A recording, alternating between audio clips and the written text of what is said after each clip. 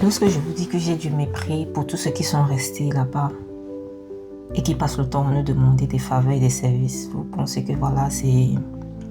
J'ai compris que les gens au pays n'ont rien à foutre. Ils n'ont absolument rien à foutre de nous.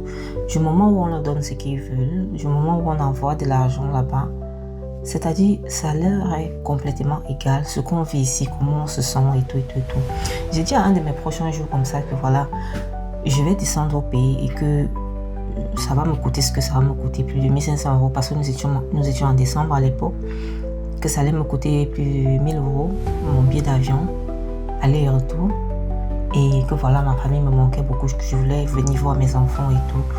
La personne m'a clairement fait comprendre que, au lieu de venir, envoie-nous l'argent que tu vas dépenser. C'était, moi j'ai des enfants, je me sens mal parce que je suis séparée de mes enfants. J'aimerais aller rendre visite à mes enfants.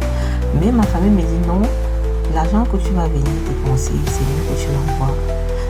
Ils n'ont rien à foutre. Ils n'ont vraiment rien à foutre de nos états d'âme. Ça leur est égal. Je causais encore avec un ami aujourd'hui. Il me disait, il a payé des cours de langue pour son petit frère. Pour que le gars ait ses diplômes de langue et vienne en Allemagne le retrouver afin que ça l'allège un peu la tâche sur le plan financier. Parce qu'il estimait que s'ils étaient déjà deux en Allemagne, voilà, la famille se porterait un peu plus mieux et ça lui ferait moins de charges. Alors, il a payé les cours de langue au petit jusqu'au niveau B2. Le gars a fait même des répétitions encore ajoutées à cela. Il a fait 2 ans de cours de langue. Jamais on ne lui a dit non, on ne paye plus ta pension. Chaque fois qu'il fallait composer, qu'il disait qu'il faut ceci, on a toujours payé les cours de langue. Il a appelé son... Alors, il a arrêté complètement les cours de langue. Et puis, il a appelé son grand frère aujourd'hui. Il lui dit, je suis coincé, j'aimerais que tu m'envoies 5000. Et à son grand frère de lui dire, je n'ai pas d'argent pour toi.